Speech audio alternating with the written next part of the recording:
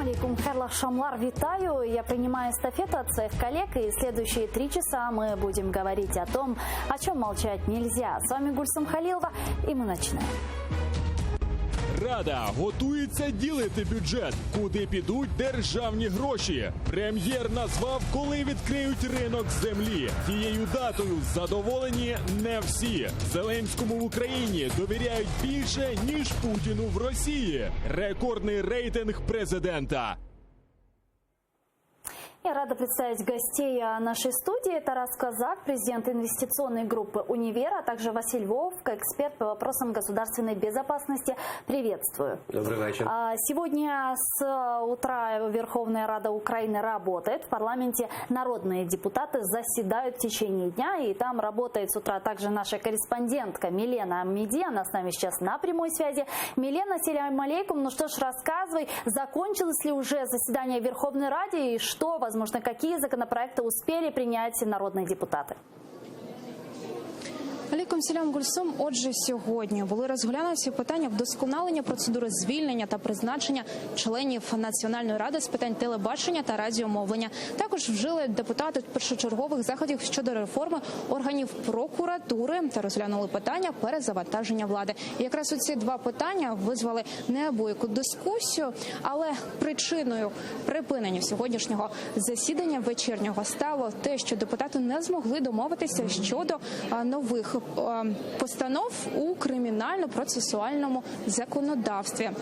Власне, було запропоновано близько 20, мабуть, правок, але жодна з них так і не була ухвалена. Депутати голосували проти.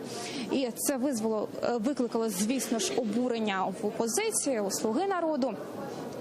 Оголосили навіть перерву на півгодини, однак це не допомогло, і депутати не змогли навіть домовитись. Тож було вирішено, що цей законопроект буде знову повернутий до відповідного комітету.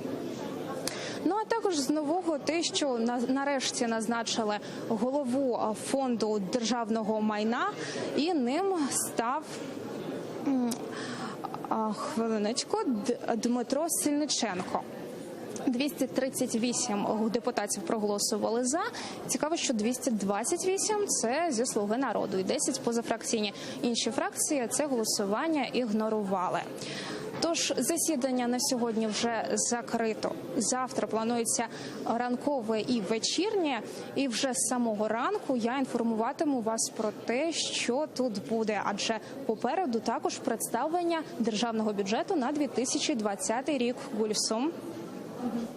Чохса Голми, это была Милена Аммиди, наша корреспондентка, которая работает в Верховной Раде Украины. А тем временем парламент Украины уже опубликовал график утверждения государственного бюджета. Давайте посмотрим, что она предусматривает. Представлення бюджету на 2020 рік на засіданні Ради планується 20 вересня. До 1 жовтня максимум нардепи вноситимуть пропозиції до головного кошторису. Не пізніше 15 жовтня бюджетний комітет має розглянути депутатські пропозиції. На 18 жовтня заплановано розгляд бюджету 2020 у першому читанні. До 4 або до 5 листопада уряд врахує побажання нардепів, розробить оновлену версію кошторису та знов подасть його до Ради. 15 листопада має відбутися розгляд державного бюджету в другому читанні. Потім над документом знов працюватиме бюджетний комітет. Не пізніше 1 грудня розгляд та ухвалення державного бюджету України на 2020 рік у третьому читанні та в цілому. Ну что ж, учитывая, что Верховную Раду Украины уже начали сравнивать с зеленым принтером, как вы думаете, с какой скоростью примут государственный бюджет в Раді?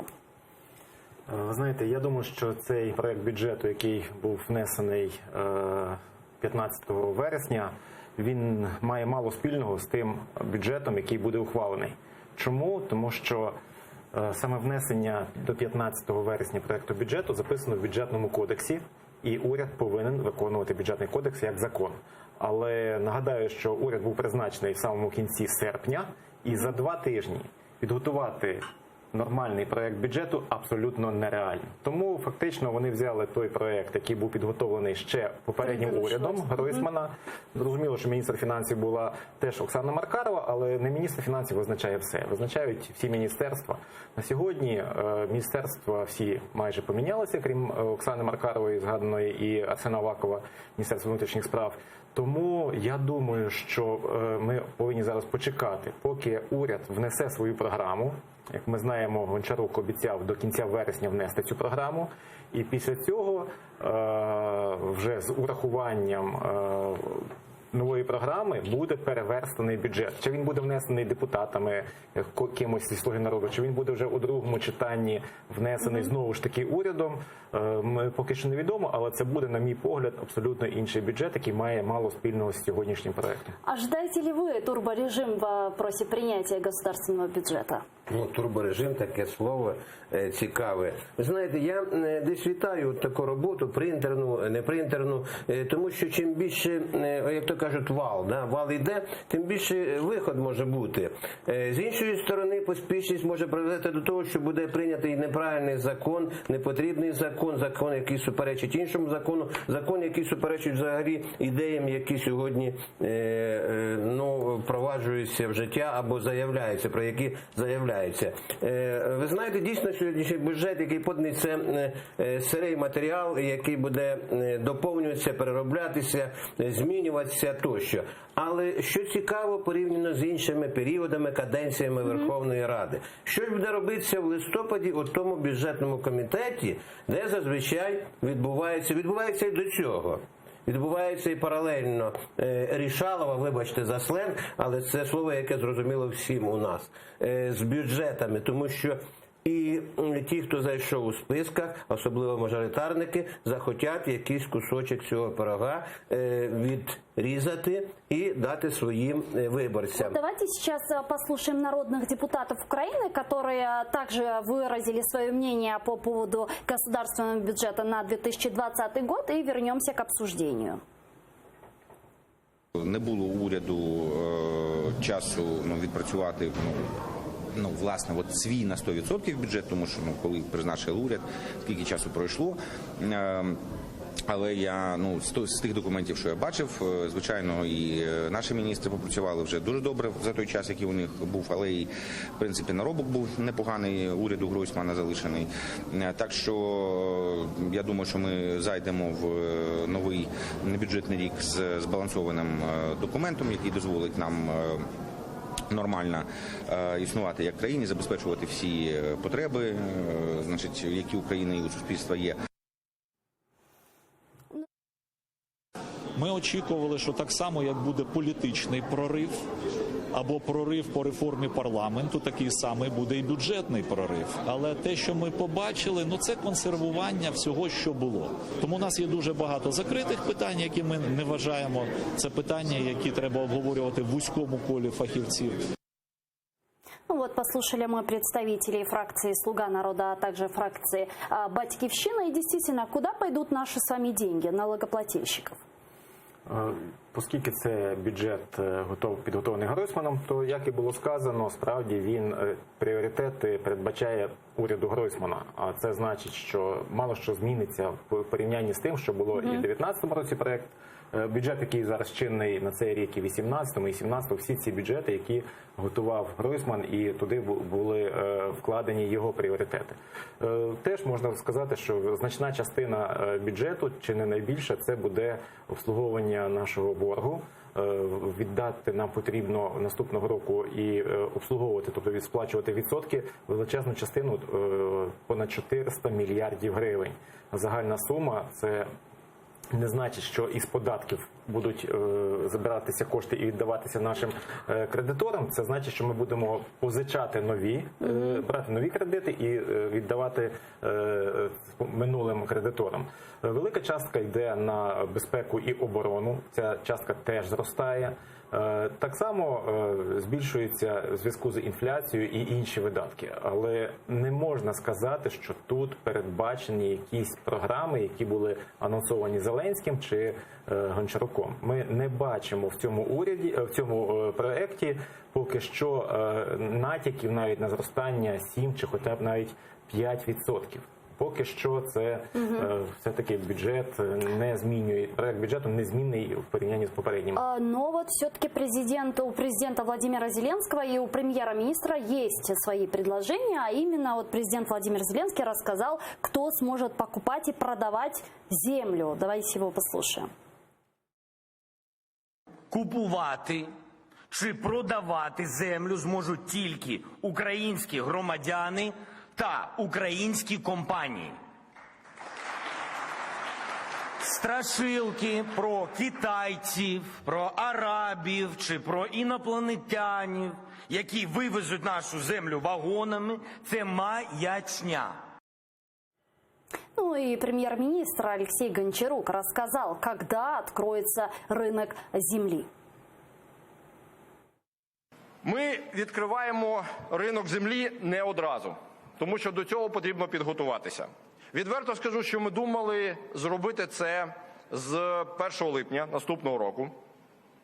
Проте потім проконсультувалися з людьми, які реально обробляють землю, і вони сказали, що це не дуже добра ідея робити це влітку. Тому зараз та модель, яку ми пропонуємо, передбачає відкриття ринку з 1 жовтня наступного року. Как вы считаете, какие могут быть последствия снятия моратория на землю? Хотілося б трошки уточнити тих спікерів, які тільки що звучали з вашого екрану. По-перше, заява була від влади про те, що ринок землі відкриється ще в цьому році, до кінця року, спочатку, як тільки вони перемогли.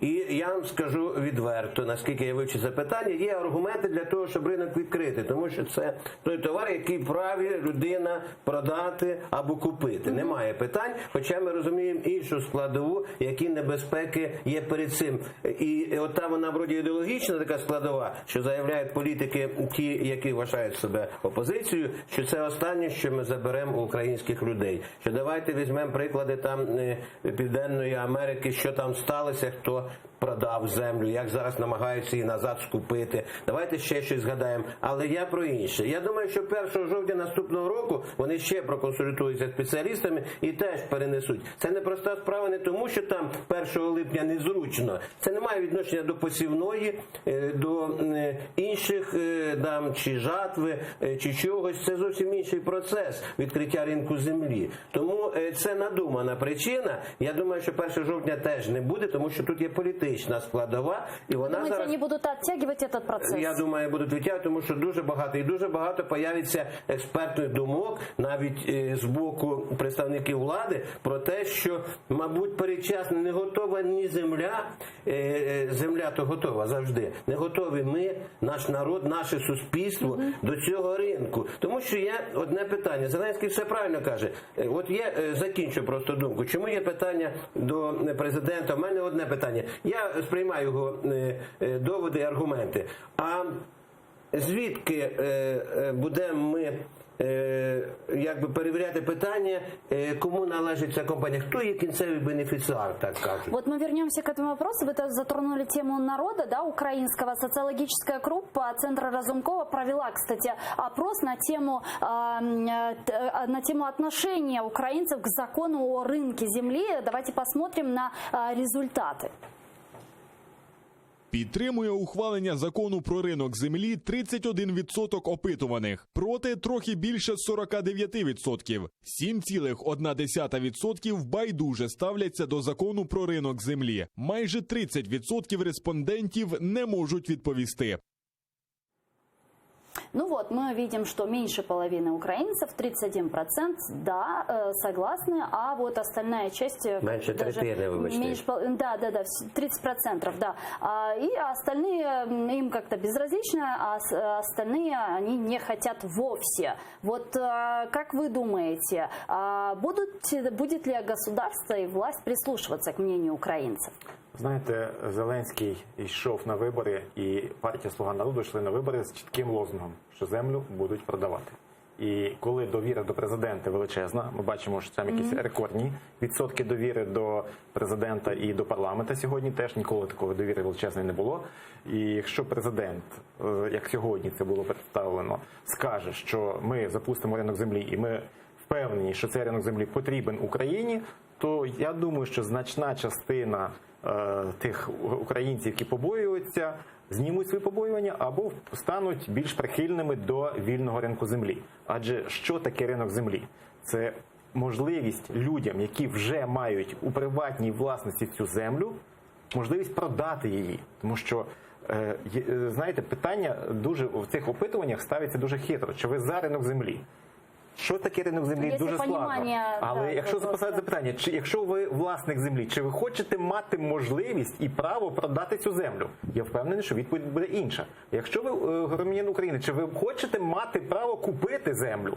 Я теж впевнений, що відповідь буде інша. Тому, по-перше, довіра до сьогоднішньої влади, яка буде говорити, що ми гарантуємо, що не буде рейдерства, що будуть механізми, які унеможливлять, скажімо так, що шахраї не скуплять землю, чи якісь інопланетяни, як це було сказано, не скуплять всю нашу землю, і при цьому поставити запитання більш коректно, то прихильність до ринку землі українців буде значно більшою. Вот вы сказали про доверие президенту Владимиру Зеленскому. Это же социологическая группа Центра Разумкова также провела опрос и узнала, сколько действительно украинцев поддерживают и доверяют, собственно, президенту Украины. Давайте посмотрим на эту графику. Згідно дослідженню соціологічної служби Центру Разумкова, президенту довіряє майже 79,5% респондентів, не довіряє 13,5%. Трошки більше, ніж 7% опитуваних не змогли відповісти. Историк Нил Фергюсон считает, что такой высокий рейтинг доверия президента не оправдает. Давайте его послушаем. Коли очікування суспільства є настільки високими, дуже складно їх виконати. Кожен лідер, якого обирають, як, наприклад, Зеленського, який був останньою людиною у політиці, який має мандат на радикальні зміни системи, опиниться під значним тиском приблизно через рік. Тому що будь-який лідер просто не зможе забезпечити високий рівень економічного зростання, на який сподіваються люди. Тому Зеленському буде дуже складно виправдати очікування, і я думаю, що він не зможе це зробити. Ну, действительно, это беспрецедентный случай. Президент Владимир Зеленский самый рейтинговый президент за всю историю независимой Украины, а может даже за историю Европейского Союза в том числе. Как вы думаете, 79% рейтинга – это пик популярности или же действительно он будет падать со временем? Я думаю, що це пік, тому що сьогодні президент і його політична сила в парламенті зробили ті перші і досить прості кроки, які вони обіцяли, і громадяни побачили, що чи не вперше влада з перших же днів почала виконувати свої обіцянки. Тому цей рейтинг 79%, мабуть, включає в себе вже закон про недоторканність, зняття недоторканності народних депутатів, закон про імпічмент, ще не закон, але вже майже закон, і те, що президент взявся дуже чітко виконувати свої зобов'язання. Але ще серед зобов'язань є те, що українці будуть жити краще.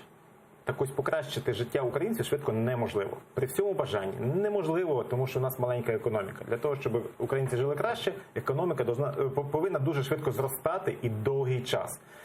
Українці вважають, що там за 2-3 місяці після того, як Зеленський і парламент запрацює, вже буде щастя у них. Так, от з опитувань було видно, що швидке покращення рівня життя. Його не буде, це неможливо. І тому після цього почнеться повільне сповзання рейтингу президента.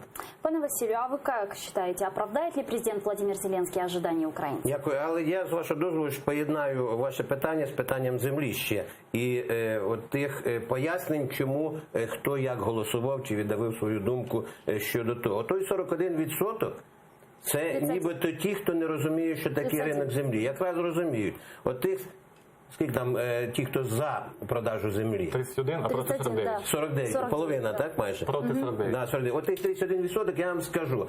Простою мовою для простих людей, наших глядачів. В селах, де немає ніякої роботи, де немає на чому заробити, де заїжджають іноземні трактори, комбайни і за півдня убирають весь урожай і роботи людям не дають, то заїжджі хлопці роблять, ще при цьому там поб'ються, постріляються. Скажіть, що давайте ви за ринок землі чи ні? Він зрозуміє, що це можна продати. Він продасть все, щоб мати хоча б якусь копійку. От хто за той ринок землі. Люди, які мислять по-іншому, я думаю, що це більше міське населення, яке розуміє, що ринок землі потрібен. Ми всі економісти, хтось більше дотичний, хтось менше, розуміємо, що ринок, якщо ми йдемо в Європу, має бути всюди. Що ринок землі, мабуть, рано впровадити. Не готовий в нас ґрунт, не той земельний, а ґрунт політичний, економічний, соціальний, будь-який. К оправданням.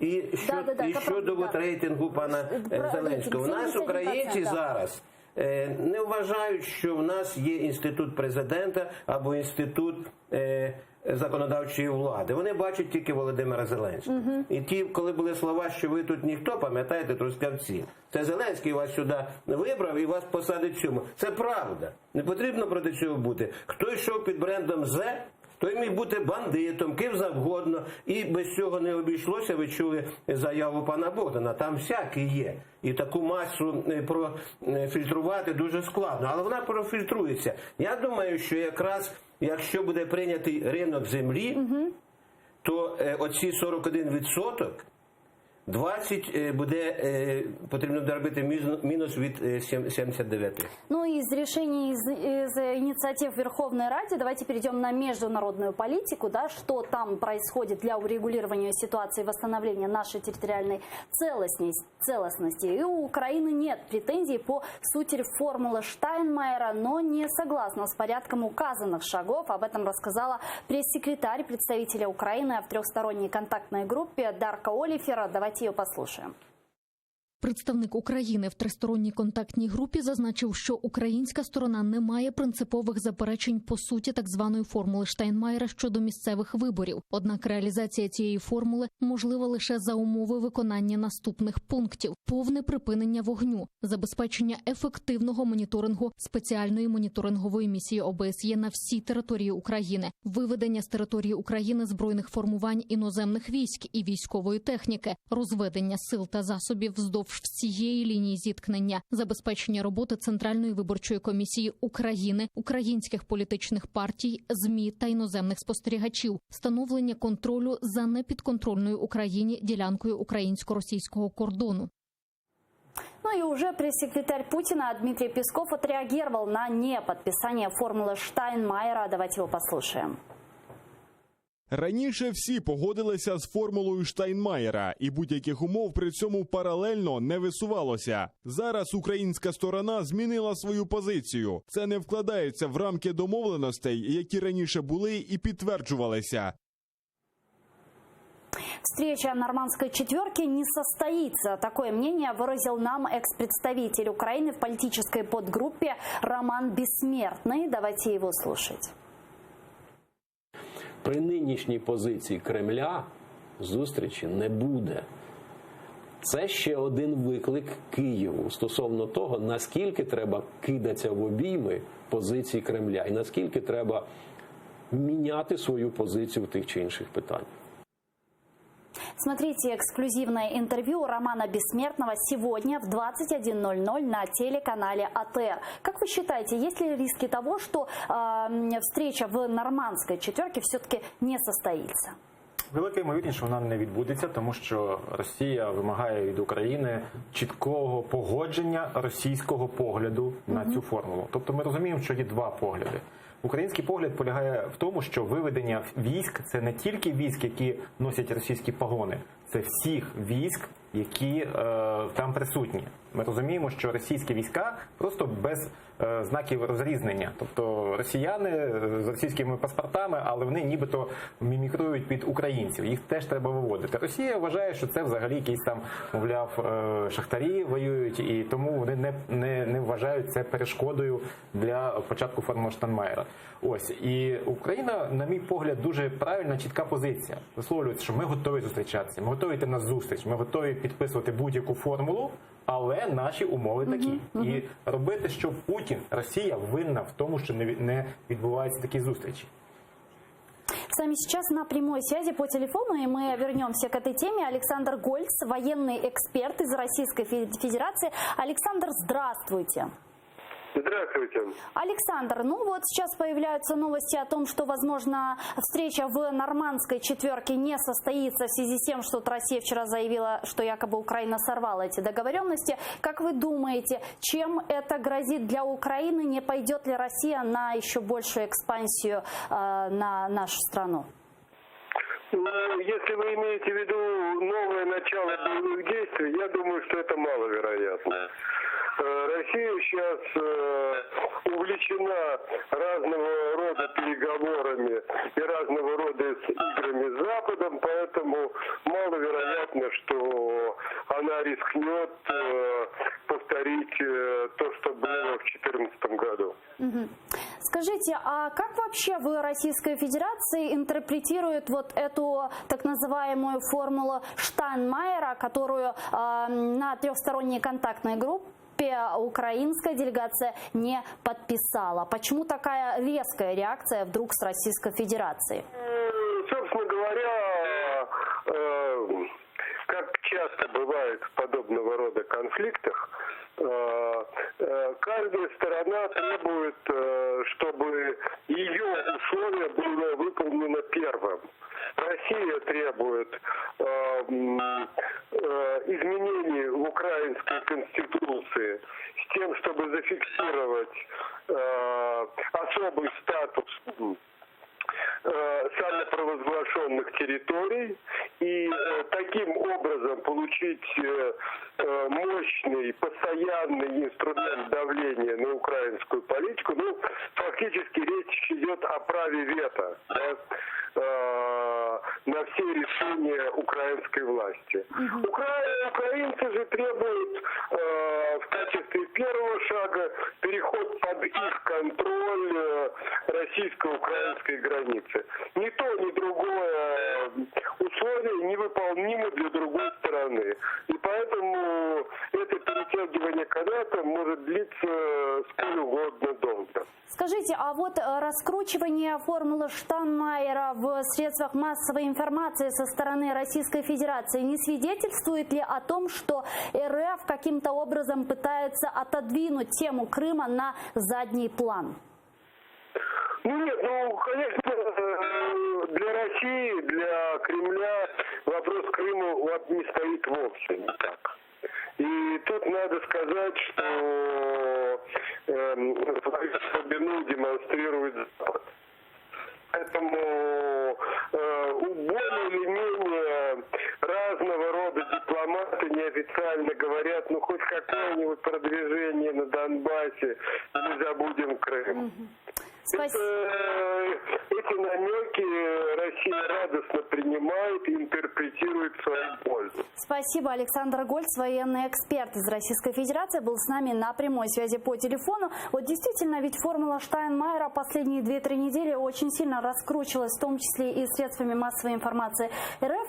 А нет никакой реакции, собственно, от самого Штайнмайера. Он вообще в курсе того, что происходит? Как вы думаете? Писали цю форму, коригували, то Російська Федерація.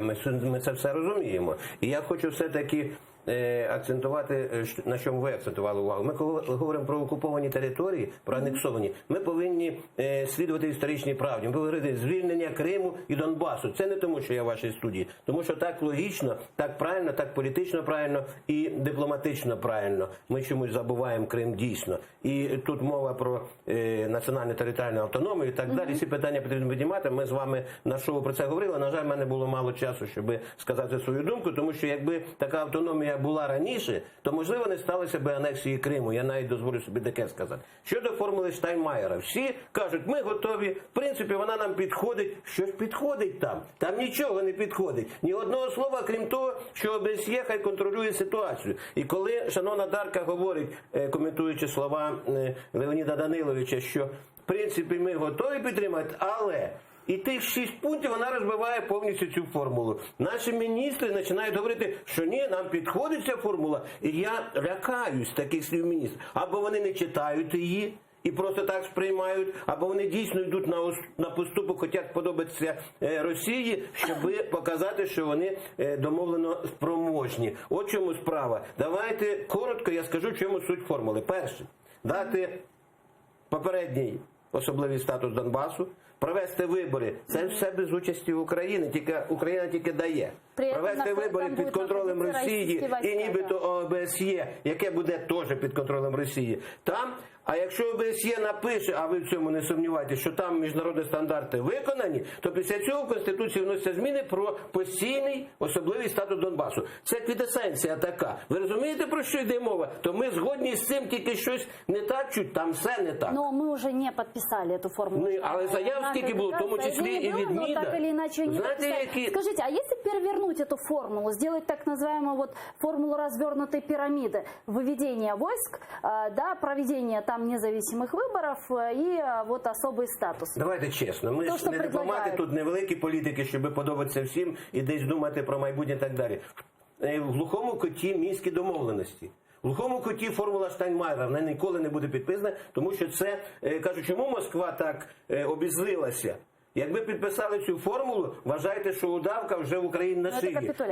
І далі Росія би тільки рішала, як ту удавку сьогодні більше, завтра менше, взагалі задавити, чуть-чуть відпустити. Розумієте? Оце наглядний приклад. Чому ми обманюємо себе і народ, і міністри, нинішні міністри, нової влади, які довіряють 80%, вони підставляють пана президента Зеленського, заявляють, да ні, вона непогана формула, тільки там чуть-чуть треба змінити. Як чуть-чуть? Ви кажете про те, що перевернути треба, то інша справа. Але не чуть-чуть змінити. Так сказала Дарка Оліфер, в тому числі формально. Ну, підтримую шановну Дарку і вас в цьому питанні. Да, скажите, а вот действительно, если обратить внимание на тему Крыма, потому что действительно на фоне формулы Штайнмаєра, трехсторонняя контактная группа, Минск, Нормандск, пока мы вот это вот все обсуждаем, как-то тема Крыма ведь правда уходит в периферию. Как ее вернуть в повестку дня? Це залежить тільки від української позиції. Українська позиція повинна говорити про Донбас і Крим через кому. На жаль, поки що не вдається поставити в порядок денний саме таку річ, тому що Росія постійно уникає згадки Крим. Якщо буде мова про Крим, ми не приїдемо на перемовини, ми не будемо брати участь в цьому всьому, розмовляйте з ким хочете, але без нас. Скажите, а если даже состоится встреча нормандской четверки, что маловероятно, как сказал Роман Бессмертный, да, что маловероятно, как сказал Роман Бессмертный, есть ли с чем прийти украинской власти? То есть есть ли что предложить на этой нормандской встрече? Знаєте, зараз більше чого, чому така підтримка, це ж останні дослідження. Розумієте, Зеленський дійсно, ми кажемо він. Підрозуміваємо адміністрація президента і законодавча влада, але це він. Це його ідеї, це його роботоздатність, це його активність, тотальність, глобальність тощо. Я не хвалю його, але воно так виглядає, і тому люди дивляться, що він працює, виконує обіцянки. Імпічмент, хоча там переписана Конституція по великому рахунку, але закон прийнятий є він. Там щось довго дуже тягнули і не знаю чому при пану Порошенку, коли він був президентом. Далі, що там у нас? Позбавлення депутатської недоторканності. І, в принципі, давно була позбавлена. Кого б захотіли, того позбавили, кого ні. І далі визволення наших утримуваних осіб, наших заручників. Ось що. Тому далі запропонувати, крім знову цих обмінів, але вони ж ніколи не закінчаться. Після останнього обміну, так званого, десятки наших громадян затримані як заручники і десятки їх громадян затримані як підозрювані у вчиненні злочинів проти держави.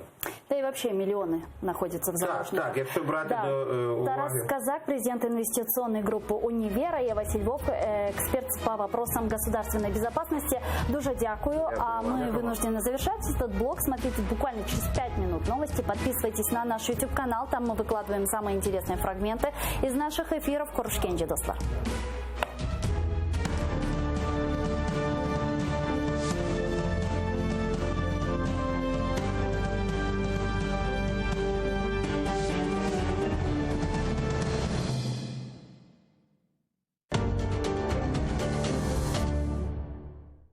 Життя в окупації.